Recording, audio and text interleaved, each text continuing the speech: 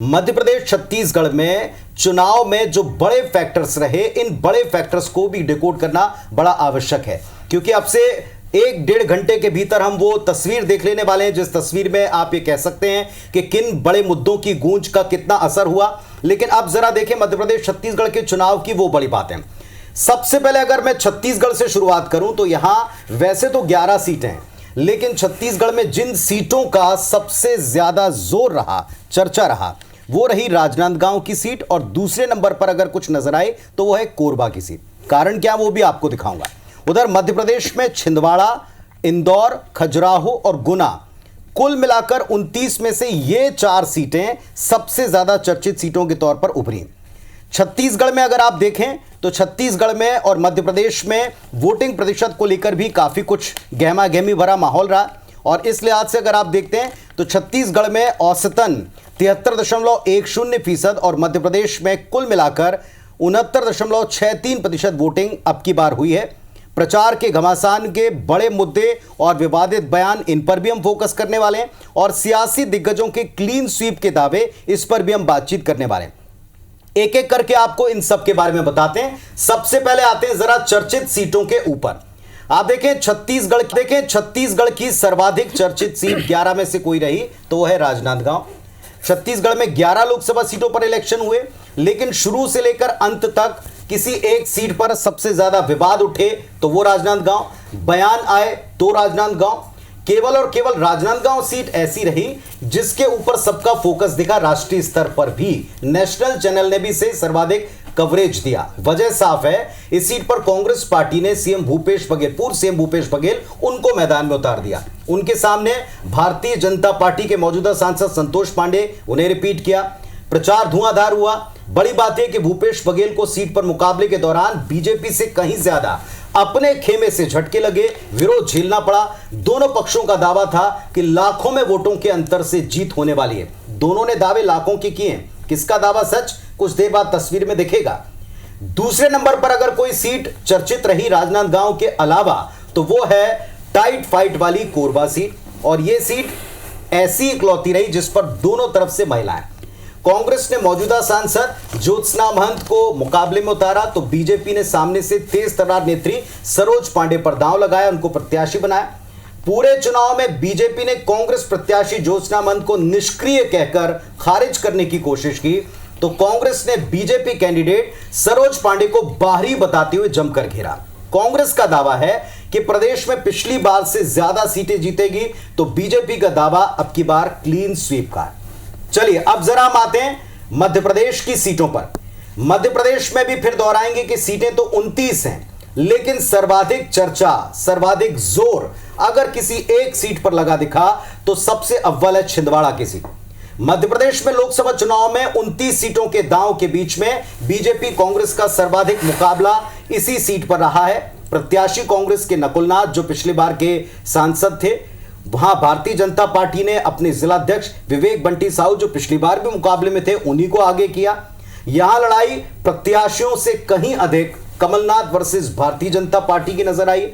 कमलनाथ के गढ़ छिंदवाड़ा को भेदने मोदी शाह समेत बीजेपी की पूरी फोर्स अंतिम घंटे तक ताकत लगाती रही। इस वजह से यह दिलचस्पी रहेगी कि यह गढ़ ढहता है या फिर कांग्रेस का बना रहता है। एक और बड़ी सीट इंदौर अपने आप में गढ़ है बीजेपी का।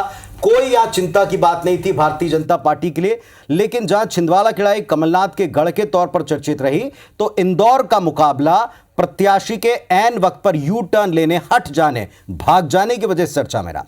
बीजेपी के मौजूदा सांसद शंकर लालवानी के सामने कांग्रेस के घोषित कैंडिडेट अक्षय कांतिबम ने ऐन नाम वापसी के दिन पर अपना नाम वापस लिया और बीजेपी में चले गए।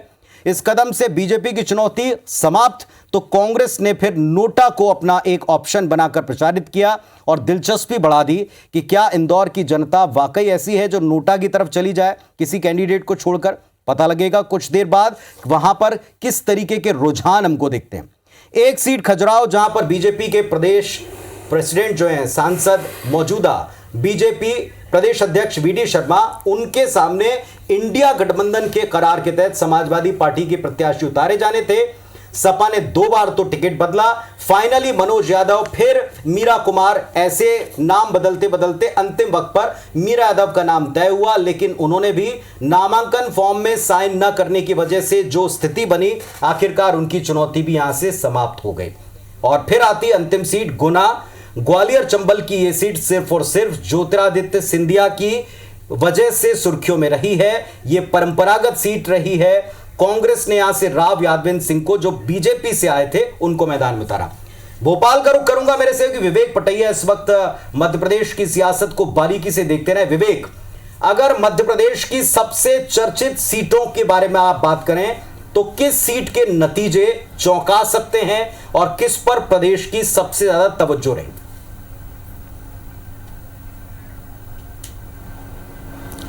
देखिए पुनीत, बिल्कुल सही बात है आपकी कि छिंदवाड़ा पर सबकी नज़र रही है और छिंदवाड़ा पर अकेले मध्य प्रदेश की नज़र नहीं थी, पूरे देश भर की नज़र रही। और यही कारण है कि देश के गृह मंत्री अमित शाह ने मतदान खत्म होने के दिन जो है छिंदवाड़ा के एक दिन पहले छिंदवाड़ा में रोड शो किया और तमाम नेताओं की बैठक की थी। और उससे आप समझ सकते हैं कि छिंदवाड़ा सीट को लेकर कितना ज़्यादा जो है बीजेपी के भीतर जो है उस सीट को लेकर एक चर्चा थी। और पूरे 1 साल से इस सीट को बीजेपी ने अपने केंद्र में बना के रखा था, इस सीट को अपने पक्ष में लाने के लिए। दूसरी यदि हम बात करें सबसे चर्चित सीट की, तो वो थी राजगढ़, जहाँ से पूर्व मुख्यमंत्री दिग्विजय सिंह चुनाव मैदान में थे और 3 दशक के बाद वो चुनाव मैदान में थे। तो ये काफ़ी चर्चा का केंद्र पूरे चुनाव में जो है रही है।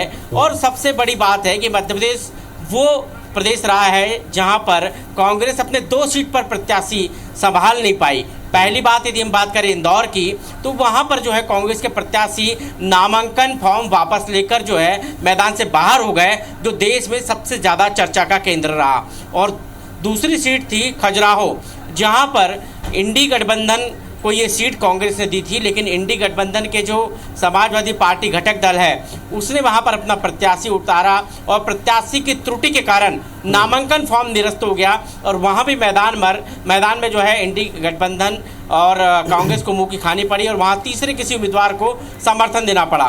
तो मध्य प्रदेश में ये 4 सीटें जो है ये काफ़ी चर्चा का केंद्र रही। उसके बाद अभी बात करें तो पूर्व मुख्यमंत्री शिवराज सिंह चौहान, जो 19 साल बाद वापस अपनी संसदीय सीट विदिशा से चुनाव मैदान में हैं, चुनाव लड़ रहे हैं, तो ये सीट भी एक तरह से कह सकते हैं काफ़ी चर्चित रही है। और एक सीट है वो है गुना, जिस पर देश भर की नज़र है। वो इसलिए कि ज्योतिरादित्य सिंधिया 2019 में गुना लोकसभा सीट से चुनाव हार गए थे, तब वो कांग्रेस के कैंडिडेट थे, लेकिन इस बार फिर वो चुनाव मैदान में है क्योंकि अब वो भाजपा के कैंडिडेट के तौर पर चुनाव मैदान में है। तो यहाँ पर भी काफ़ी दारोमदार जो है ज्योतिरादित्य सिंधिया ने लगाया है। तो ये मध्य प्रदेश की वो चर्चित सीट है जिन पर पूरी देश की नजर थी, प्रदेश की नजर। चलिए विवेक, आपने इसमें दिग्विजय सिंह का नाम भी जोड़ा है। हालांकि हम ये जरूर आज अपनी चर्चा के जो विषय रहेंगे उसमें इंक्लूड करेंगे।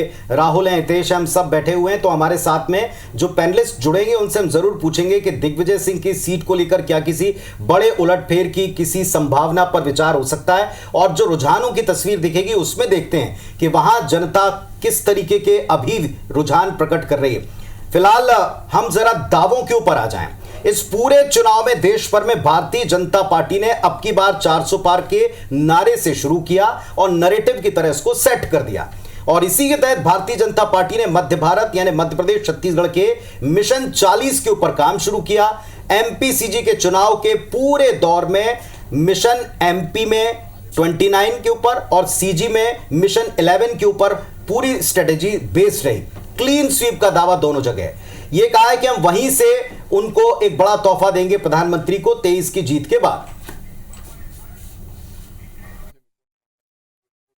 माननीय प्रधानमंत्री मोदी जी को मध्य प्रदेश के अंदर भी इस चुनावी अभियान में ऐतिहासिक सफलता मध्य प्रदेश को मिलेगी। आज मुझे बताने में आप सबको गर्व है कि उस कैंपेन के आधार पर आज हम मध्य प्रदेश के अंदर 29 की 29 सीटें भारतीय जनता पार्टी ऐतिहासिक बहुमत से जीतेगी। छत्तीसगढ़ के हित में, छत्तीसगढ़ वासियों के हित में जो निर्णय, जो प्रेम स्नेह आदरणीय प्रधानमंत्री मोदी जी ने अपनी कल्याणकारी योजनाओं के माध्यम से यहाँ दिया है और जनता के मन में बहुत उत्साह है। निश्चित रूप से हम 11 की 11 लोकसभा यहाँ से इस बार जीतेंगे।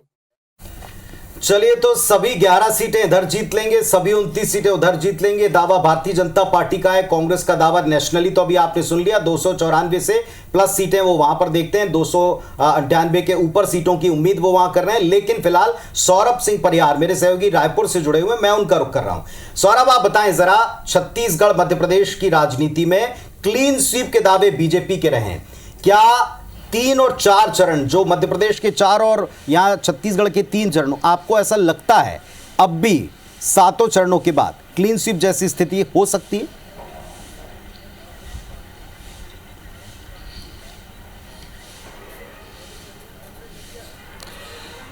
बिल्कुल, देखिए पुनीत, सबसे पहली बात तो यही है कि छत्तीसगढ़ में पिछले 5 से 6 लोकसभा चुनाव देखें तो सबसे पलड़ा भारी बीजेपी का ही रहा है। दरअसल इसके पीछे शुरुआत यही है कि अटल बिहारी वाजपेयी जी ने जब छत्तीसगढ़ को राज्य बनाने की बात कही थी, तब अटल बिहारी जी जो है लोकसभा चुनाव के प्रचार में आए थे और उन्होंने कहा था कि आप हमें जो है यहाँ की सीटें दें, हम जो है आपको छत्तीसगढ़ बना के देंगे। आप सोचिए कि अटल बिहारी वाजपेयी जी से छत्तीसगढ़ की जनता इतनी प्रभावित होती है कि अधिकांश सीटें जो है 11 में से 10 सीटें जो छत्तीसगढ़ के जनता दे देते हैं। उसके बाद आप देखिए ट्रेंड चला रहा है, 2004 में भी यही स्थिति रही, 2009 में, 2014 में, 2019 में। ये देखिए कि कांग्रेस आज तक जो है 11 में से केवल 2 ही सीट जीत पाई है, बाकी 9 सीटों पर या 10 सीटों पर बीजेपी जीतते रही है। तो कहीं ना कहीं बीजेपी का प्रदर्शन अच्छा रहा है। अब देखिए 2018 के चुनाव में भी कांग्रेस जो है 68 सीट लेके आती है। उसके बाद जब 2019 में 4 महीने बाद जब चुनाव होता है तो कांग्रेस की करारी हार होती है और लोकसभा में बीजेपी की बड़ी जीत होती है, 9 सीटें बीजेपी जीतती है। तो कुल मिलाकर कह सकते हैं कि बीजेपी का प्रदर्शन लोकसभा चुनाव में यहाँ पर बहुत अच्छा रहा है। अब आते हैं कि कांग्रेस के जो कैंडिडेट थे यहाँ पर और बीजेपी के कैंडिडेट थे, तो दरअसल यहाँ पर थोड़ा सा मुकाबला रोचक या जो है प्रतिस्पर्धा जैसे इसलिए लगा क्योंकि 11 में से 6 कैंडिडेट, उसमें भूपेश बघेल, ताम्रध्वज साहू, शिव डहरिया, देवेंद्र यादव, जांजगीर से शिव डहरिया है और उसी तरीके से विकास उपाध्याय, 6 लोग ऐसे थे जो पुरानी सरकार में या तो मंत्री रह चुके हैं या विधायक रह चुके हैं और भूपेश बघेल मुख्यमंत्री रहे। तो ऐसे में समझा जा सकता है कि एक बड़े कद के लोगों ने चुनाव लड़ा कांग्रेस में। हालांकि जीत और हार का फैसला तो 4 जून को होगा, 4 जून को रिजल्ट में आ जाएगा, लेकिन पूरे समय जैसे आपने कहा कि मैं आपकी कमेंट्री सुन रहा था कि राजनांदगांव एक जो सबसे चर्चित रहा पूरे 11 लोकसभा में। निश्चित रूप से उसके पीछे कई कारण है। दरअसल भूपेश बघेल वहां पर चुनाव लड़ रहे थे और संतोष पांडे के खिलाफ नाराजगी भी जो है समय समय पर सुनाई देती थी। दरअसल राजनांदगांव में 8 विधानसभा है जहां पर 5 में कांग्रेस है और 3 में जो बीजेपी के विधायक हैं। स्वाभाविक रूप से ऐसे अगर देखें तो कहीं ना कहीं विधायक ज्यादा है, लेकिन वोट, चलिए, तो यही सौरभ सबसे बड़ी दिलचस्पी की बात थी दरअसल कि क्या जिस सीट के ऊपर सर्वाधिक चर्चा रही वहां पर इतने प्रेशर, इतने दबाव के बाद कुछ माहौल बदल पाया, क्योंकि दूसरी तरफ कांग्रेस भी कहती कि हम पिछली बार से बड़ा प्रदर्शन करेंगे छत्तीसगढ़ में और मध्य प्रदेश में कहती कि हम 11 से 15 सीटें जीतेंगे। ये कांग्रेस का भी दावा है। कुछ देर बाद जब तस्वीर उभरेगी रुझानों वाली या एग्जिट पोल जिसको कहकर प्रचारित किया जा रहा है, उसमें हम भी देखेंगे।